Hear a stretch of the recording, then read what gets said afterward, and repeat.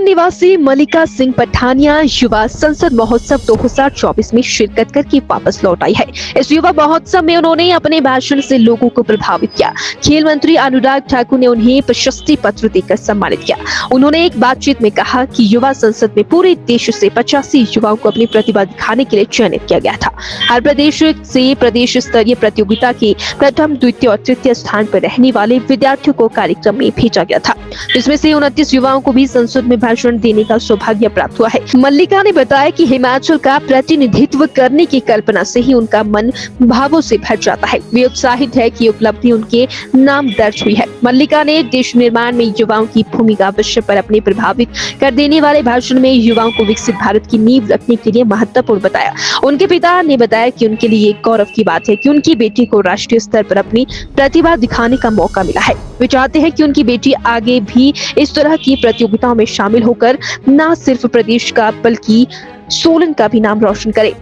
मल्लिका ने बताया कि कार्यक्रम 5 और 6 मार्च को युवा संसद में हुआ। हालांकि उन्हें 3 मार्च को ही दिल्ली में बुला लिया गया था। देश के खेल मंत्री अनुराग ठाकुर 6 मार्च को कार्यक्रम में शामिल हुए। उन्होंने प्रतियोगिता के प्रदेश स्तरीय विजेताओं, राष्ट्रीय विजेताओं को प्रमाण पत्र बांटे और उनका साथ दोपहर का भोजन किया। जी सर, आपकी बेटी संसद में भाषण देकर हाल ही में सोलन पहुंची है। क्या कहना चाहेंगे, कितना गौरव महसूस हो रहा है? डेफिनेटली एक पिता के लिए बहुत ही गौरव की बात है और मैं अपनी बेटी पर बहुत प्राउड फील कर रहा हूँ। उसने हिमाचल का प्रतिनिधित्व किया। न केवल उसने हिमाचल का प्रतिनिधित्व किया, लेकिन अपने दमदार भाषण के दम पर हिमाचल के युवाओं की शक्ति और उनके सोच का परिचय वहाँ दिया है कि कितना पॉजिटिव हमारा युवा सोचता है। तो क्या कहना चाहेंगे, लड़कियों के लिए काफ़ी मुश्किल होता है किस तरीके का, जब आपको पहली बार पता लगा कि आपकी बेटी इस तरीके से भाषण देना चाहती है, तो किस तरीके का रिएक्शन आपका रहा और कितना साथ आपका रहा? इनफैक्ट मैंने ही इसको वो कटिंग दिखाई थी अखबार की। It was in the Amar Ujala news. तो I have send that particular cutting कि today the last day on 13th of Feb। तो आपका इंटरेस्ट रहता है उसमें, इस तरह के एक्टिविटीज़ में। वो डेक्लेमेशन कॉन्टेस्ट में पहले भी स्कूल और यूनिवर्सिटी अप लेवल पे करती रहती है। तो this thing has come from my side और उसने इसको सर स्वीकार किया। और क्योंकि एट दैट टाइम हमें नहीं पता था कि ये इतना बड़ा लेवल होगा, कहाँ तक ये चीज़ जाएगी। तो एक मैंने न्यूज़ पढ़ी और उसके बेस के ऊपर और इसी हर सेल्फ एग्रीड इंस्टेंटली कि उसने कहा कि ठीक है पापा, I will go for it. फिर देन इसका डिस्ट्रिक्ट हुआ, फिर स्टेट हुआ, तब तक हमें फिर काफ़ी उसका पता चल गया कि it will go up to national और ये युवा संसद का एक पार्टिसिपेशन है। Then we got all excited और उसने अपना काम करना शुरू किया। फिर उसके ऊपर बेटियों के लिए क्या संदेश रहना वाला है आपका? बेटियों के लिए डेफिनेटली, बेटियों के लिए यही है कि पेरेंट्स को मैं यही कहना चाहता हूँ कि जो आपकी बेटियाँ करना चाहती हैं आप उन्हें प्लीज़ करने दें। और बच्चों को भी ये चाहिए कि जो आपके पेरेंट्स आपसे उम्मीद रखते हैं, एक्सपेक्टेशन रखते हैं, वो भी अच्छा काम करें और समाज को आगे ले जाएं। बेटा बेटी का भेदभाव तो हमारे समाज में पहले नहीं था, बीच में कभी रहा होगा, लेकिन आज जैसे मैंने पहले भी कहा कि हमारा देश बदल रहा है, लोगों में एजुकेशन आ रही है और बेटियां बहुत अच्छा काम कर रही है इन एवरी फील्ड। तो किसी के ग्रोथ तो हिंदुस्तान की तभी है ना, बेटियां भी तो युवा शक्ति का हिस्सा हैं। और आज क्योंकि वुमेन डे है तो हम ये कहना चाहते हैं कि एक तरफ बेटे का पहिया, एक तरफ बेटी का है, तो दोनों पहिए अगर चलेंगे तो देश की ग्रोथ तभी होगी और कलेक्टिवली तभी हम अपने देश को आगे ले जा पाएंगे। आपका नाम? मैं डॉक्टर धीरेन्द्र पठानिया हूँ। हमारा प्रोग्राम था 5 और 6 मार्च को। हालांकि हमें होटल में उन्होंने 3rd मार्च को ही बुला लिया था। टॉपिक्स 3 दिए गए थे, उनमें से जो मैंने टॉपिक चूज़ किया था वो था youth at the helm, leading the way towards a sustainable future. मुझे बहुत ही ज़्यादा प्राउड फील हुआ कि पूरे हिमाचल से उन्होंने मुझे भेजा उस हिमाचल का प्रतिनिधित्व करते हुए। ये सोच के बहुत खुशी होती है कि उन्होंने मुझे इतना कैपेबल समझा कि मैं नेशनल लेवल पर पूरे हिमाचल के यूथ को रिप्रेजेंट करना की क्षमता रखती हूँ। पूरे भारतवर्ष से अप्रॉक्सीमेटली 85 बच्चे वहाँ पर आए थे, 1st position holders and 2nd and 3rd position holders from each state. तो इस तरीके से था, उनमें से 29 लोगों ने वहाँ जाके अपना भाषण दिया। जी, अनुराग ठाकुर जी हमारे प्रोग्राम में 6 तारीख को आए थे और उन्होंने सर्टिफिकेट डिस्ट्रीब्यूट किया हर एक बच्चे को। स्टेट से जो 3 विनर्स थे उन सबको उन्होंने अपने हाथों से फैसिलिटेट किया और उसके बाद उनका हमारे साथ लंच भी हुआ। उन्होंने युवाओं को राजनीतिक कार्यों में भाग लेने के लिए प्रेरित भी किया और वोट देने के लिए भी हमें सबको बताया। महिलाओं के लिए मेरा एक ही संदेश है कि अपने आप पर विश्वास रखें और जिस भी चीज़ में आपका इंटरेस्ट है या जो भी आप करना चाहती हैं उसका सपना देखना कभी ना छोड़ें। कभी ना कभी अगर आपकी किसी चीज़ को आप इतनी चाह से चाहेंगे तो पूरे कायनात आपको उस चीज़ को मिलाने के लिए जुट जाएगी और रास्ता खुद बन जाएगा। बस अपने आप पर विश्वास रखें और जो भी आप चाहती हैं उसका सपना देखना कभी ना छोड़ें।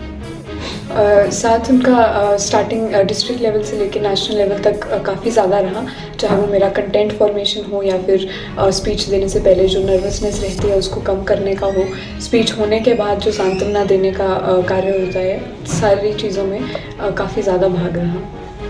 आखिर में मैं सबको यही संदेश देना चाहती हूँ कि भारत का जो फ्यूचर है वो हम युवा शक्ति के हाथों में है।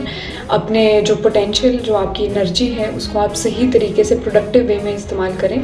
ज़्यादा कुछ नहीं तो जो आप काम कर रहे हैं उसमें 100% दें, कहीं ना कहीं वो देश के हित में भी काम करेगा। और अपने ऊपर विश्वास हमेशा बरकरार रखें। आने वाला फ्यूचर भारत का बहुत ज़्यादा ब्राइट है जस्ट बिकॉज ऑफ द युवा शक्ति।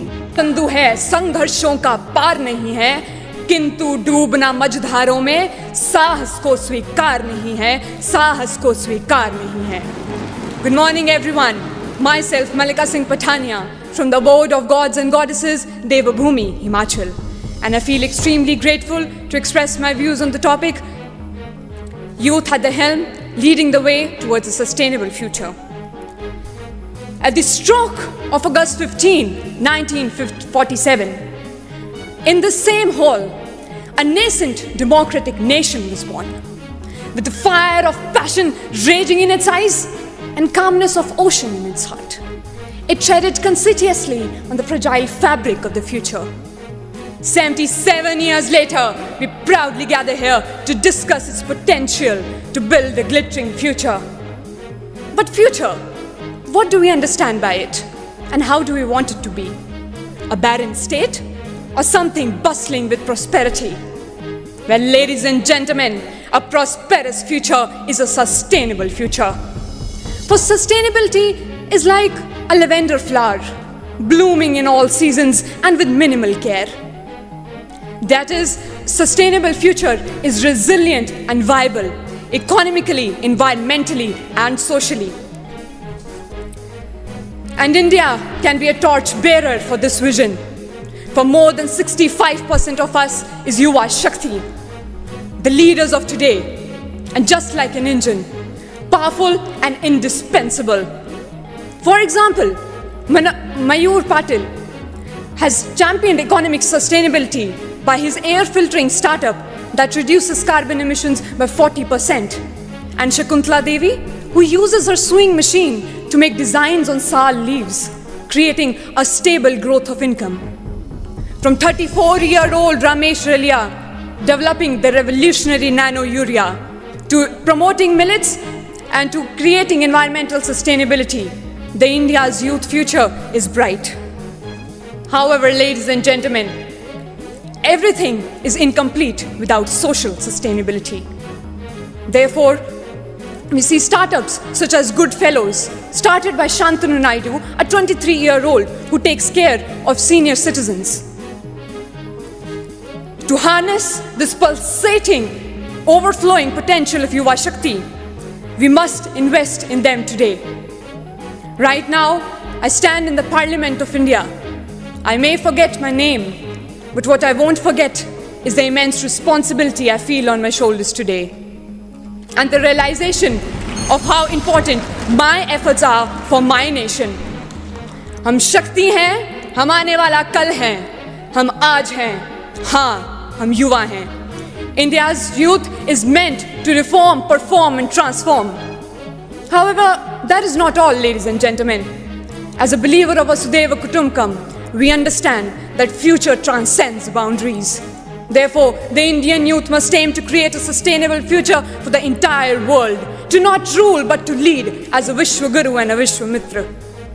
From keeping our environment clean or promoting khadi, to establishing a startup and everything in between, anything benefiting our future is a revolution. For not just charity, and believe me when I say this, revolution too begins at home. Paraphrasing Prime Minister, when 140 crore Indians take one step, India moves ahead by 140 crore steps. बाधाएं आती हैं आए, घिरे प्रलय की घोर घटाएं। बाधाएं आती हैं आए, घिरे प्रलय की घोर घटाएं। पांवों के नीचे अंगारे, सिर पर बरसे यदि ज्वालाएं। निज हाथों में हंसते हंसते आग लगाकर जलना होगा। निज हाथों में हंसते हंसते आग लगाकर जलना होगा। कदम मिलाकर चलना होगा, कदम मिलाकर चलना होगा। जय हिंद, जय मां भारती। श्रद्धेय अटल जी की कविता से अपने संबोधन का अंत करते हुए मल्लिका पठानिया जी